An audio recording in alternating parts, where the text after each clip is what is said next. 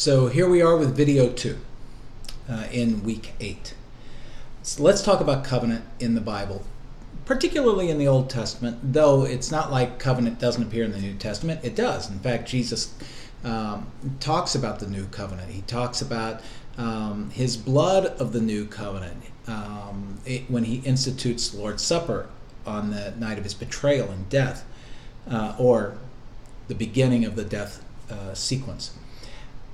What are covenants about? Well, and how important is this, right? So covenants are so important that many writers on the Old Testament have talked about covenant as the central theme or the central idea in the Old Testament. Well, I am more persuaded by a scholar named Elmer Martens, who wrote a book called God's Design in 1985, 86, something like that. I only remember that because it was a fairly new book, and I remember I was in seminary my first year when I read it. So I don't have that great a memory, but I do remember this one.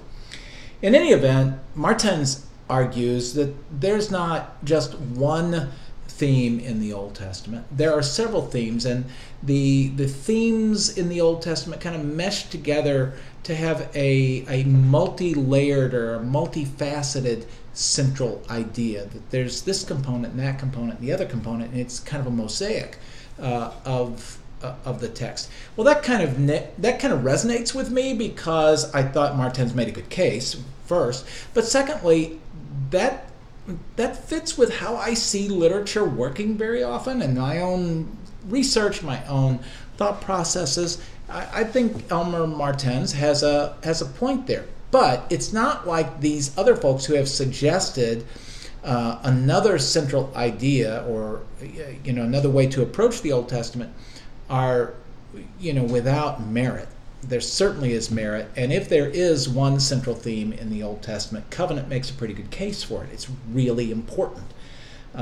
We can see that from the get-go. So, what is a covenant? A covenant is a mechanism whereby a relationship is established. That relationship is meant to be an abiding relationship between these parties.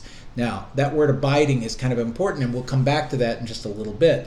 But the word relationship, let's focus on that for a moment.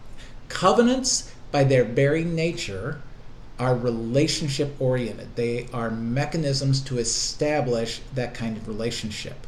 Now, the question is, do contracts do the same thing? And it's hard for me, even though I'm going to focus a little bit more on covenant now, it's hard for me to not make a statement here and there about contract in the Old Testament. I don't think covenants and contracts are the same thing. I'm just telegraphing who I am and what I think about these topics. And I think there's much that's going on in our society, and I said this before, that makes me think a little bit more covenantal thinking and a little less contractual thinking would do us a world of good. And I don't simply mean that in a religious sense, although that certainly is it's part of it, I guess, but just in terms of the way when we maneuver through the world and the way we deal with one another, even friends that are distant, let's call them Facebook friends, right? Or Twitter friends or something like that. Are we friends with them? Or is friendship being redefined in some way? So these kings would come together in the Old Testament, and it wasn't always kings, though very often it was. And they would come together and they would want to have a mechanism whereby they could establish their relationship. And while we may talk about treaties today, they used the word covenant. And that word covenant layers in a number of different ideas. One of them is that the desire here is that we would not simply enter into a payment for service rendered, but we would enter into a durative kind of relationship. Durative, abiding. Again, we'll come back to that in a moment. Very often in the ancient Near East, this relationship was initiated by the stronger, not the weaker. So certainly there was something that both parties would get out of these relationships or out of these treaties. But in the ancient Near East, the stronger would pursue that with the weaker.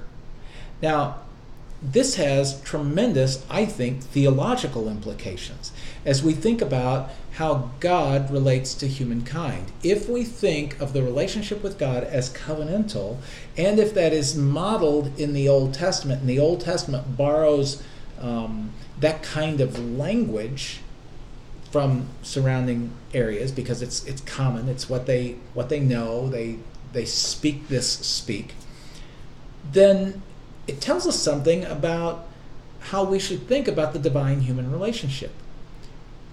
It's very typical Protestant talk, but and wider Christian talk. I'm a Protestant, so I guess I think that way. Maybe that's my default sometimes. But the idea is that there is this gap between God and me that I cannot bridge because of my finiteness.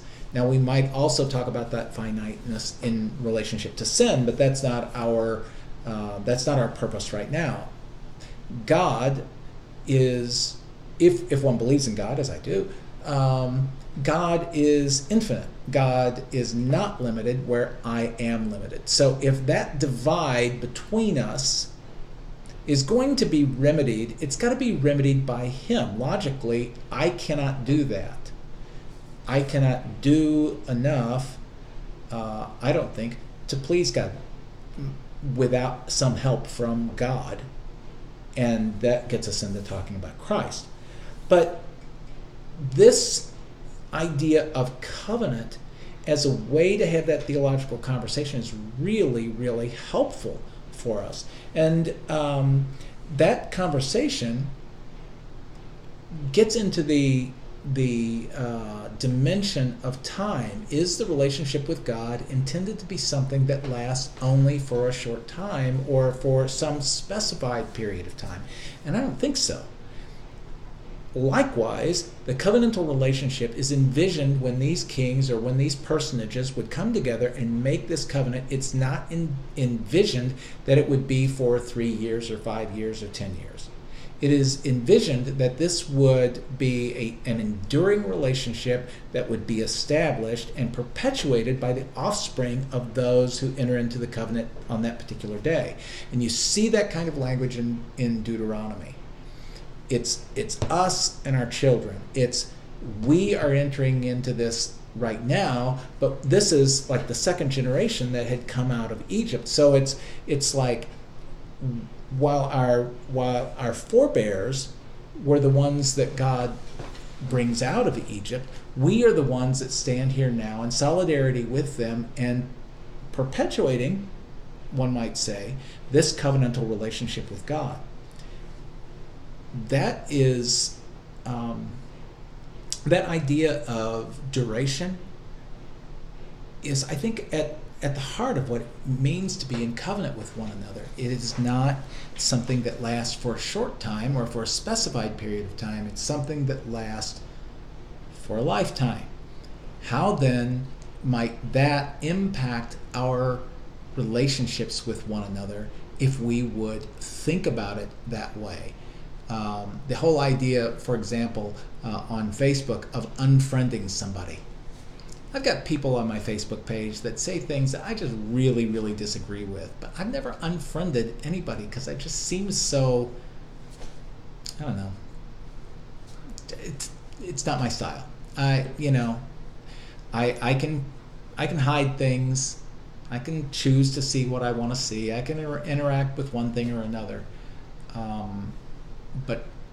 And maybe it's the word friendship or friend that holds me in this place of not unfriending people.